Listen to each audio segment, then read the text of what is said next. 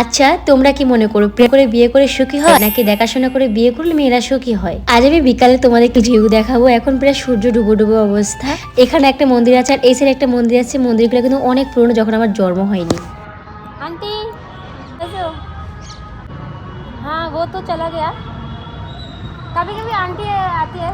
আমি কিন্তু হিন্দি বলতে পারি না। পাশের বিল্ডিং এ একটা উনি যে কাজ করছিল, আমি কথা বলছি, উনি আমাকে জিজ্ঞাসা করে তুমি আমাকে চিনো? আমি বললাম না তো, আমি এমনি কথা বললাম। এখন আমি উপরে বিল্ডিং এ রয়েছে আর এখানে তোমাদেরকে ভিউ দেখাচ্ছিলাম, কত সুন্দর, যেদিকে তাকায় সেই দিকেই বিল্ডিং। তারপরে আমি আবার নিচে চলে আসি। এখানে এসে আমার ভালো লাগার কারণ হচ্ছে একটা হাই রোড আর সবসময় বাসটা যায়। আমি দুষ্টুমি আছে, অনেক সময় বাসের লোকগুলোকে আমি টাটা দিই আর ওরাও বা দেয়।